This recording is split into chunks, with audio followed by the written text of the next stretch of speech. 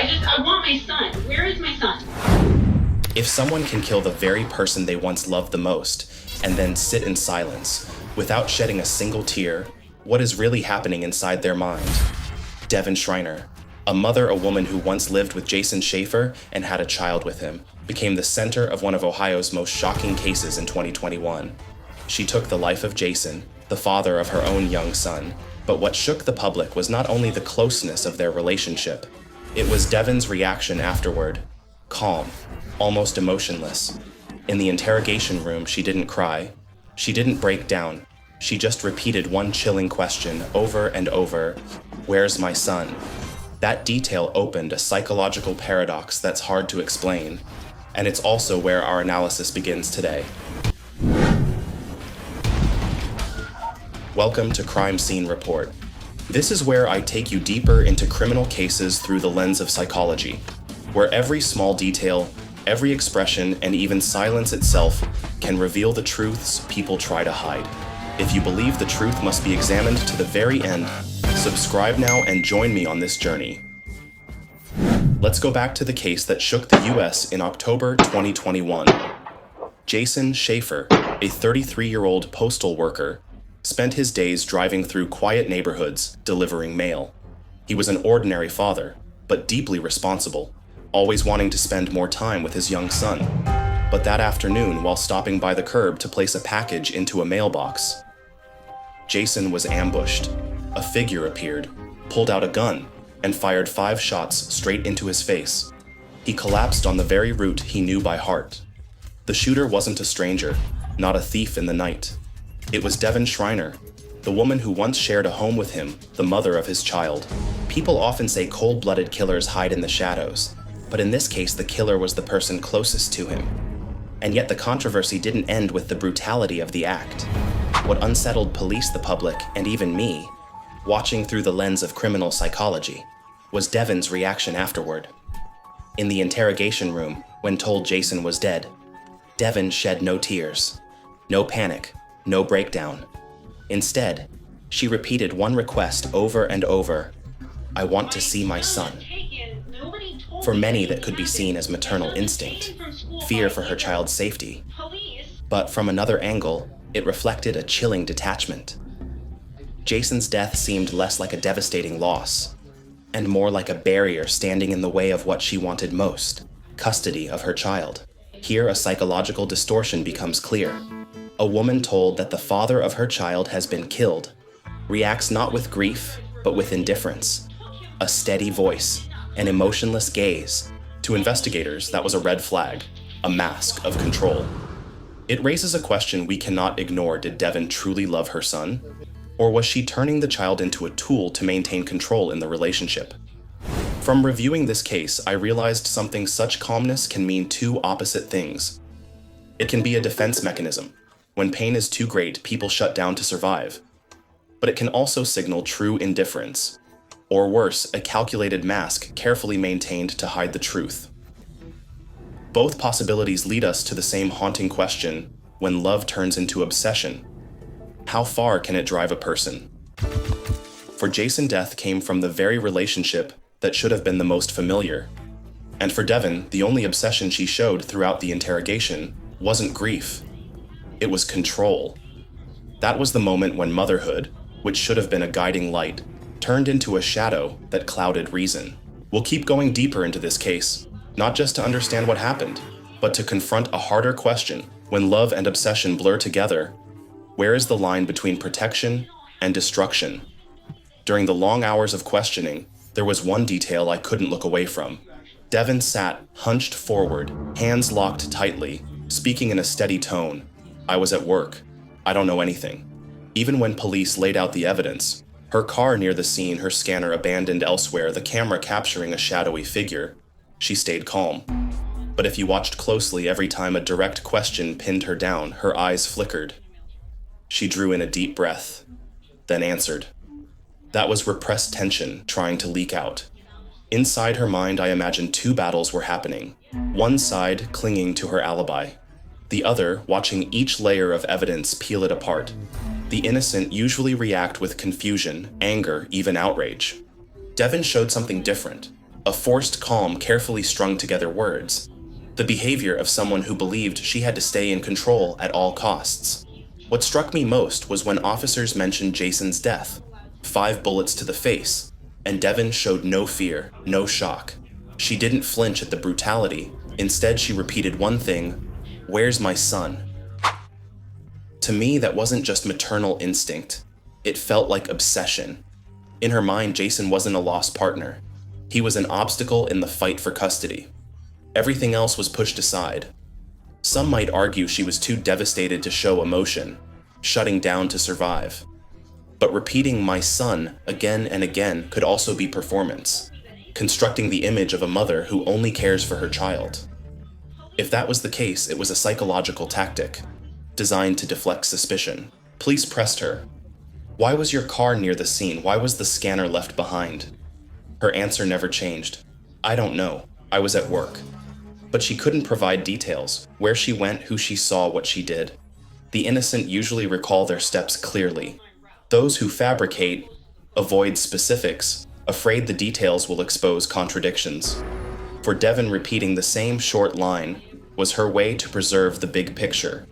But the more she avoided details, the more suspicious it became. What caught my attention most was the contradiction between appearance and the small signals beneath. On the surface, calm voice, composed manner. But underneath, restless eyes, sharper breaths, when questions cut deep. That's when you realize the truth doesn't only live in words. It slips out through the tiniest cracks in the body. From a broader view, this case divided public opinion. Some believed Devon was a victim of depression, pushed over the edge by losing her job and the fear of losing her child, and that her emotional response was simply distorted. Others argued that her calmness was proof of something else, a cold, calculated mind. Both sides had a point. That's why her expressions became a gray area. The same behavior could be read in 2 completely opposite ways. I believe investigators didn't just listen to her words, they read her body.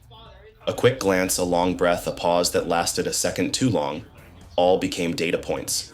And once those signals combined with hard evidence, the picture grew clearer. It taught me something: when a person is cornered, the mind always leaks, even when they try their hardest to hide. Looking back, I still wonder if Devon had burst into tears. Would we have been quicker to believe she was innocent? If she had trembled and broken down, would the public have seen her differently? But instead, she chose stillness. A flat voice, an expression drained of feeling. Was that the truth of a hardened mind? Or the strategy of someone determined to stay in control? That question will probably spark debate for years to come.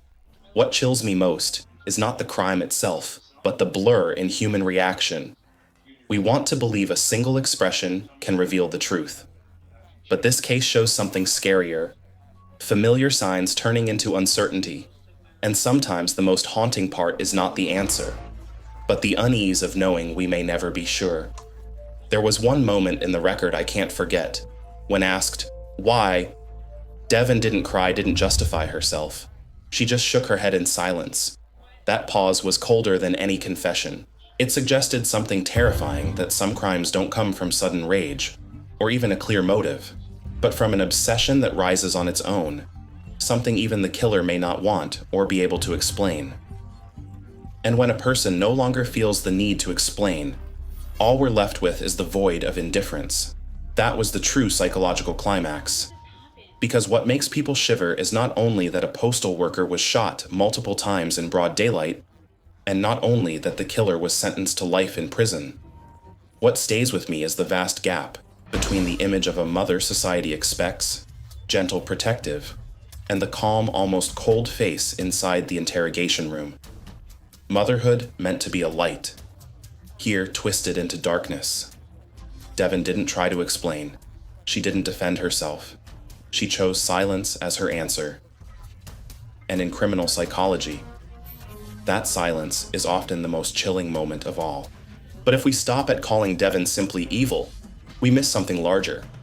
This case reflects deeper cracks in society: custody battles turning into battlegrounds, psychological distress left unrecognized, pressures hidden until they explode.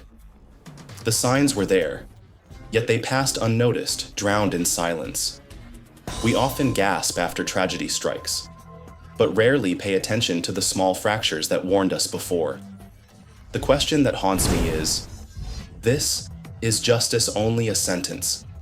A life term can close a file, but does it solve the root? Out there are fathers and mothers living in strained relationships, facing the risk of violence without timely protection.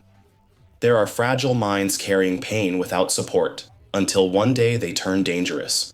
And there is our silence, when we choose not to get involved, not to listen, thinking, it's not my problem.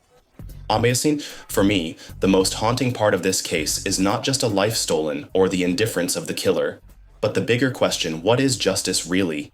Is it only punishment for the guilty? Or is it society learning to recognize, to listen, to intervene before it's too late?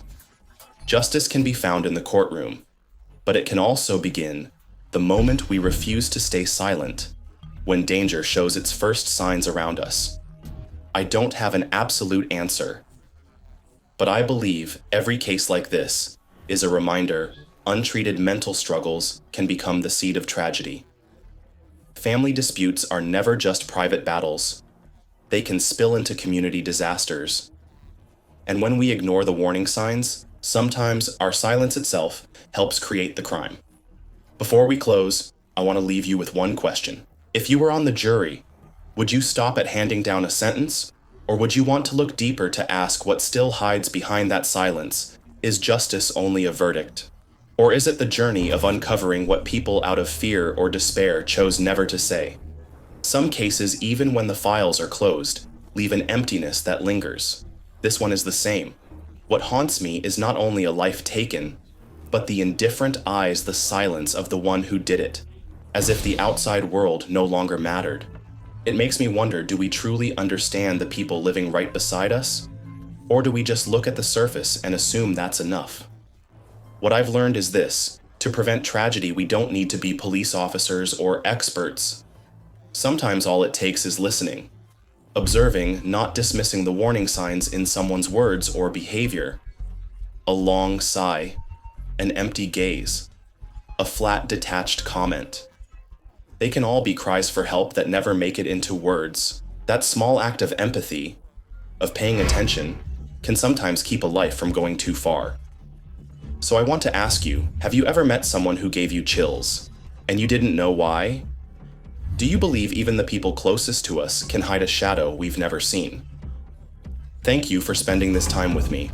If you believe understanding criminal psychology isn't just about knowing who did what, but about reflecting on the society we live in, then subscribe to Crime Scene Report. Because here we don't just search for the truth. We search for the things people most often choose to keep silent.